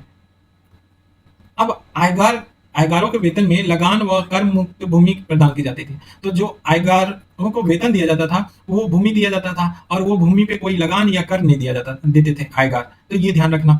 विजयनगर साम्राज्य के कर के बारे में देखें तो प्रमुख कर कौन था? कर के बारे में बहुत पूछा जाता है। तो कदमई, मगमई, कनकई, कतनम, बर्रम, भोगम, बारी, पत्तम, इराई और कतायम। पूछ लिया जाता है कि इसमें कौन विजयनगर साम्राज्य का कर नहीं है। तो ये ध्यान रखना। तो विजयनगर साम्राज्य के प्रमुख कर के बारे में बताया। कदमई, मगमई, कनकई, ये देखो तो लगभग आ जाएगा वहीं पे कि कतनम, बर्रम, भोगम, बारी, पत्तम, इराई और कतायम, ये क्या थे? विजयनगर के साम्राज्य के कर थे। विजयनगर साम्राज्य में विवाह कर भी लिया जाता था, और वेश्याओं से प्राप्त कर से पुलिस को वेतन दिया जाता था। कौन? विजयनगर साम्राज्य में शिष्ट नामक कर राज्य की आय का प्रमुख कर होता था। तो शिष्ट नामक कर ही विजयनगर राज्य की आय का प्रमुख कर होता था। विजयनगर साम्राज्य के सिक्के देखें तो सोने के सिक्के में एक बराह होता था जो सर्वाधिक प्रसिद्ध था। अन्य नाम बराह का था हुण या पगोड़ा। ठीक है, तो बराह होता था, सर्वाधिक प्रसिद्ध सिक्का था। अन्य सिक्के में कौन थे? प्रताप थे, फड़म था। तो ये ध्यान रखना कि विजयनगर के सिक्के पूछ लिए जाते हैं, इसमें से कौन नहीं है? तो बराह है, प्रताप है, फड़म है। ठीक है, ये सोने के सिक्के थे। चांदी के सिक्के को तार बोला जाता था विजयनगर में। ठीक, अब विजयनगर के साम्राज्य के समाज के बारे में, चूंकि इसलिए डिटेल में देखते हैं कि यहाँ से आईएएस और पीसीएस के क्वेश्चन बहुत बनते हैं, इसलिए इसमें समाज और राजनीतिक बातें कर रहे हैं। समाज शास्त्रीय परंपराओं, वर्ण व्यवस्था पे आधारित थी। तो जो समाज थी विजयनगर की, वो किस पे थी? वर्ण व्यवस्था पे थी। ब्राह्मणों को विशेषाधिकार था, उनको मृत्यु दंड नहीं दिया जाता था। शतूद्र, वे शूद्र जो ऊंची जाति के विशेषाधिकारों को हड़प लिया था, उनको शतूद्र बोला जाता था। तो सत्यशूद्र वे शूद्र होते थे जो ऊंची जाति के विशेषाधिकारों को हड़प कर उनको फॉलो करते थे। ठीक है, दास प्रथा प्रचलित थी विजयनगर में। मनुष्यों के क्रय विक्रय को बेसबाग कहा जाता था। तो बेसबाग क्या होता था? जहां पे मनुष्यों का क्रय विक्रय होता था। तो दास प्रथा प्रचलित थी विजयनगर साम्राज्य में। ठीक है, विजयनगर के साम्राज्य में देखें स्त्रियों की दशा कैसी थी? तो सम्मानजनक थी। विभिन्न पेशा जैसे मल्ल योद्धा, पिछले बार आईएएस में पूछ लिया गया था, तो मल्ल योद्धा, ज्योतिषी, अंगरक्षिकाएं आदि के रूप में ये स्त्रियां यहाँ पेशवर के रूप में काम करती थी। विभिन्न पदों पे नियुक्त होती थी, जैसे लेखा अधिकारी, सुरक्षाकर्मी आदि। ठीक है, तो ये विभिन्न पदों पे होती थी, विभिन्न पेशा अपना सकती थी। देवदासी प्रथा का प्रचलित था। मंदिर में ये देवदासी प्रथा प्रचलित था और इनको वेतन भी दिया जाता। पर्दा प्रथा प्रचलित नहीं थी।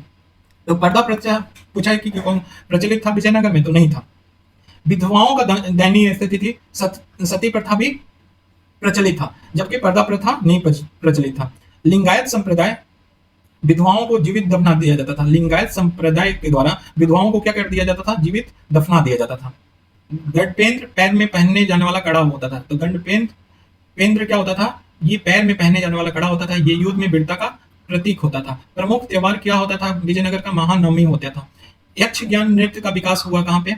यक्ष ज्ञान नृत्य का विकास हुआ विजयनगर में। लिपाक्षी कला विजयनगर की स्वतंत्र चित्रकला शैली थी। लिपाक्षी कला क्या थी? चित्रकला की शैली थी। यक्षिणी शैली नृत्य और संगीत की मिश्रित शैली थी। तो यक्षिणी शैली तो ये नृत्य और संगीत की मिश्रित शैली थी। बाल विवाह, भाव विवाह, वेश्यावृत्ति प्रचलित थी। ये संगठित थी। ठीक है ना, वेश्यावृत्ति क्या थी? संगठित रूप में विजयनगर साम्राज्य में पाया जाता था। उसके साथ बाल विवाह, भाव विवाह, वेश्यावृत्ति आदि प्रचलित थे। एक इंपॉर्टेंट चीज यहाँ पे आईएएस में पूछा गया है, वो दिखाते हैं।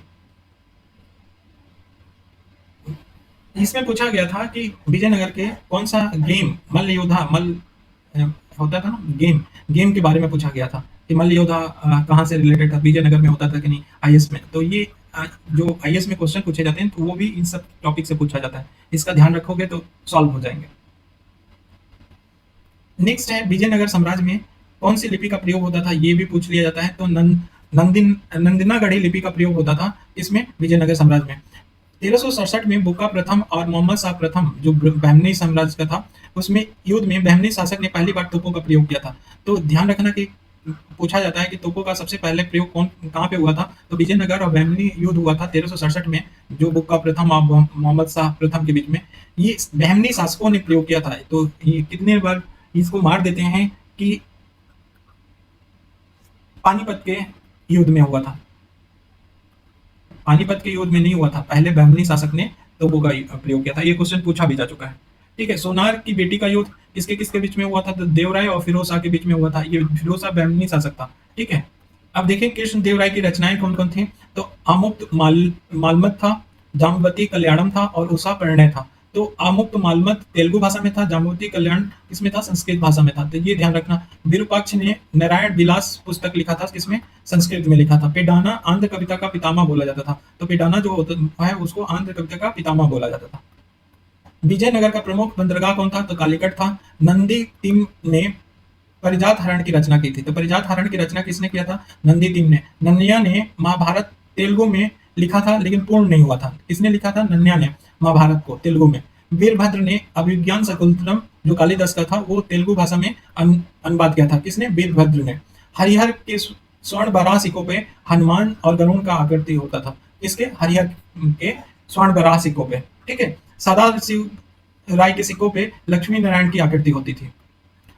तुलुक वंश के सिक्कों पे बैल, गरुण, उमा महेश्वर, वेंकटेश और बालकृष्ण की आकृति होती थी। तुलुक वंश, वही कृष्णदेव राय वाला वंश की बात हो रही है। काली मिर्च का सबसे ज्यादा एक्सपोर्ट होता था और विजयनगर में सबसे ज्यादा इंपोर्ट होता था घोड़ा का। ठीक है, तो काली मिर्च का एक्सपोर्ट और घोड़ा का इंपोर्ट होता था। तो ये विजयनगर का कुछ इंपॉर्टेंट फैक्ट है जिसको याद रखना है।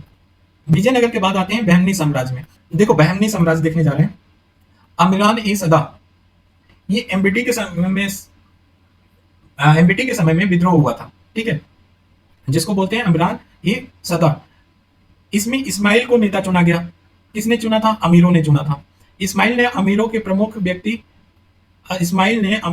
व्यक्ति हसन को अमीर उल उमरा एवं जफर खां की उपाधि दी। तो इस्माइल ने हसन को ये अमीर के प्रमुख व्यक्ति थे हसन, उनको अमीर उल उमरा और जफर खां की उपाधि दी। ठीक है, जफर खां की उपाधि के साथ 1346 में जफर खान ने अलाउद्दीन हसन या बहमन शाह की उपाधि धारण की और बहमनी वंश का क्या संस्थापक बन गया। तो समझो कि इस्माइल जो होता है वो एक अमीरों के प्रमुख व्यक्ति होता है हसन, उसको चुनता है और उसको उपाधि कौन सा धारण करता है? जफर खां, अमीर उल उमरा। ठीक है, वही जफर खां अलाउद्दीन हसन बहमन शाह की उपाधि धारण करके बहमनी राज का संस्थापक होता है। तो ये अलाउद्दीन हसन बहमन शाह होता है, इसी को शॉर्ट टर्म में बोलते हैं हसन गंगू। तो हसन गंगू ने इस बहमनी साम्राज्य का स्थापना करता है और किसके शासन काल में करता है? एमबीटी के शासन काल में करता है। मोहम्मद बिन तुगलक के काल में होता है। तो मोहम्मद बिन तुगलक के काल में ही विजयनगर और ये बहमनी राज्य का स्थापना होता है। ठीक, आ जाते हैं कि हसन गंगू का पुत्र होता है मोहम्मद प्रथम, वो बनता है सक्सेसर। विजयनगर और तेलंगाना के साथ ये युद्ध करता है, तेलंगाना के कपाई नायक को पराजित करता है। तो कपाई नायक कहाँ के होते थे? तेलंगाना को। वो उनको पराजित करता है और तख्त ए फिरोजा क्या कर लेता है? छीन लेता है। तो तख्त ए फिरोजा कौन छीना था? मोहम्मद प्रथम ने छीना था। ठीक है, ये ध्यान रखना। ये कौन किसका शासक रहता है? तो ये बहमनी साम्राज्य का शासक होता है। एस सी वर्मा के अनुसार बहमनी साम्राज्य को 4 प्रांतों में विभाजित किया गया था। तो बहमनी साम्राज्य को 4 प्रांतों में विभाजित किया गया था। वो कौन कौन थे? तो एक था दौलताबाद, दूसरा था बरार, तीसरा था बीदर और चौथा था गुलबर्गा। ठीक है, बारूद का उपयोग पहली बार प्रारंभ कौन किया था? बहमनी साम्राज्य ने किया था। तो बारूद का प्रयोग पूछे तो कौन किया था? बहमनी साम्राज्य ने किया था। अब आ जाते हैं ताजुद्दीन फिरोज। ये सर्वाधिक विद्वान सुल्तान था। तो ताजुद्दीन फिरोज बहमनी का सुल्तान था और सर्वाधिक विद्वान सुल्तान के रूप में जाना जाता है। ठीक है, फिरोजाबाद की नगर की स्थापना किसने किया था? तो ताजुद्दीन फिरोज ने किया था। शहाबुद्दीन अहमद प्रथम, ये भी बहमनी साम्राज्य से जुड़ा हुआ राजा सुल्तान था। राजधानी इसने गुलबर्गा के स्थान पे किसको लेके आया? बिदर को। तो गुलबर्गा जो था बहमनी साम्राज्य का राजधानी, वो बिदर कौन स्थानांतरित किया? शहाबुद्दीन अहमद प्रथम ने। ठीक है, और इसी को संत भी कहा जाता है। शहाबुद्दीन अहमद प्रथम को संत भी बोला जाता है। कौन सा सुल्तान है जो बहमनी साम्राज्य का संत के रूप में जाना जाता था? शहाबुद्दीन अहमद को। इसके बाद मोहम्मद गवाह बनता है। मोहम्मद गवाह के बारे में देखें तो ईरानी और ये अफाकी मूल का व्यक्ति था। ठीक है, ईरानी। प्रारंभ में एक व्यापारी था और प्रशासनिक परिषद का निर्माण किया। ठीक है, संरक्षण के लिए। तो इसने प्रशासनिक परिषद का निर्माण किया था मोहम्मद गवाह ने। ठीक है, इससे इसने पूर्व के 4 प्रांतों को 8 प्रांतों में विभाजित। तो जो 4 प्रांत थे उसको कितने प्रांतों में विभाजित किया? 8 प्रांतों में। किसने विभाजित किया था? मोहम्मद गवाह ने। बहमनी साम्राज्य का पतन का कारण देखते हैं। बहमनी साम्राज्य के पतन का कारण दखनियों और अफाकियों, जो ईरानी और अरब और तुर्कों को बोला जाता था, कि मत विद्वेष और अंतर विरोध के कारण माना जाता है। सुल्तान फिरोज का हिंदुओं की ओर विशेष झुकाव था, ये भी एक कारण माना जाता है। और विजयनगर और तेलंगाना से युद्ध के कारण भी बहमनी साम्राज्य का अंत पतन माना जाता है। और आंतरिक षड्यंत्र एवं एकता के अभाव के कारण भी विजयनगर का क्या माना जाता है? पतन का कारण माना जाता है। 15वीं शताब्दी के अंत में बहमन साम्राज्य क्या हो जाता है? खंडित हो जाता है। बहमनी साम्राज्य से अलग हुए प्रांत कौन सा है? बहमन वंश का अंतिम शासक अगर देखें तो कलीमुल्लाह था। ये इंपॉर्टेंट है। बहमनी साम्राज्य के पतन के बाद 5 दक्कन सल्तनत राज्यों का उदय होता है। वो देखते हैं 5 राज्य कौन कौन से हैं। तो पहला है बरार। इमाद शाही वंश यहाँ पे था। और सर्वप्रथम बहमनी साम्राज्य से अलग होने वाला राज्य कौन था और यह घोषणा किसने किया था? तो बरार। ये वेरी इंपॉर्टेंट है। तो बहमनी राज्य से सर्वप्रथम कौन हुए थे? इमाद शाही वंश हुए थे। ये बरार हुआ था। बरार में किसका राज था? इमाद शाही वंश का। उसके बाद बीजापुर आता है। आदिल शाही वंश यहीं से जुड़ा हुआ है। अहमदनगर निजाम शाही वंश आता है। गोलकुंडा में कुतुब शाही आता है। बिदर में वारिद शाही वंश। तो ये मिलान के लिए आ जाते हैं कि कौन सा वंश किसमें है, इसको ध्यान रखना। ठीक है, अब एक एक सल्तनत के बारे में थोड़ा बहुत जान लें। जो बरार सल्तनत के बारे में देखें तो यहाँ पे इमाद शाही वंश था। राजधानी यहाँ इसका क्या था? एलिचपुर था या गाबिलगढ़ बोल सकते हैं। सर्वप्रथम बहमनी साम्राज्य से अलग होने वाला कौन था? बरार सल्तनत था। संस्थापक कौन था इसका? फतेह खां या इमादुल मुल्क था। 1574 में बरार को अहमदनगर में मिला लिया गया था। तो कब? 1774 में बरार को अहमदनगर में मिला लिया गया था। ठीक है, बीजापुर सल्तनत की बात करें तो यहाँ पे आदिल शाही वंश का साम्राज्य रहता है, राज्य रहता है, ये सल्तनत रहता है। राजधानी कहाँ था इसका बीजापुर का? तो नौरसपुर रहता है। राजधानी कहाँ? नौरसपुर। नौरसपुर और बीजापुर सल्तनत का संस्थापक अगर देखें आदिल शाही वंश का, तो ये यूसुफ आदिल खान था। स्वयं को तुर्की आटुमन राजवंश के वंशज मानते थे। कौन मानते थे? आदिल शाही वंशी या यूसुफ आदिल खान मानता था। अहमदनगर में कौन सा वंश था? निजाम शाही वंश था। इसकी राजधानी जुन्नार, अहमदनगर और खिरकी, ये 3 जगह था। तो ये जुन्नार, अहमदनगर और खिरकी में अहमदनगर की राजधानी थी। अहमदनगर में का संस्थापक कौन था? अहमद शाह था। निजामुल मुल्क की उपाधि धारण किया था अहमद शाह ने। पूछा जाता है कि कौन निजामुल मुल्क की उपाधि धारण किया था, तो ये ध्यान रखना, अहमद शाह। गोलकुंडा में कुतुब शाही वंश था। संस्थापक था कुली कुतुब शाह। राजधानी कहाँ था? गोलकुंडा इसका। साहित्यकारों की बौद्धिक क्रीड़ा स्थली किसको बोला जाता है? गोलकुंडा को बोला जाता है या कुतुब शाही वंश को बोला जाता है। बिदर को देखें तो बारिद शाही वंश था। यहाँ पे आमिर अली बारिद इसका संस्थापक था। राजधानी कहाँ था? बिदर। वेरी इंपॉर्टेंट, आमिर अली बारिद को दक्कन का लोमड़ी कहा जाता था। किसको दक्कन का लोमड़ी बोला जाता था? आमिर अली बारिद को। इब्राहिम आदिल शाह द्वितीय ने आक्रमण करके 1619 में बीजापुर में शामिल कर लिया था। तो इब्राहिम आदिल शाह ने इस पे आक्रमण करके बिदर पे ये बीजापुर में शामिल कर लिया। तो ये हमारा सल्तनत का आर्ट देखा। ठीक है, आर्ट एंड कल्चर देखा। विजयनगर साम्राज्य डिटेल में देखा। बहमनीज देखा। ठीक है, अब नेक्स्ट हम देखेंगे एक बस एक लेक्चर और है सूफी। सूफी से अच्छा बनता है, सूफी और भक्ति काल देखेंगे, इसको डिटेल में देखेंगे। सूफी भक्ति के काल के बाद हम 2 लेक्चर लेंगे किस पे, मुगल सम्राट, और यहाँ पे जाके मेडवल खत्म हो जाए। यकीन मानिए जहां से क्वेश्चन आते हैं वहीं उसी को कवर कर रहे हैं। चलिए अगले में सूफी और भक्ति काल को लेकर मिलते हैं। Thank you so much.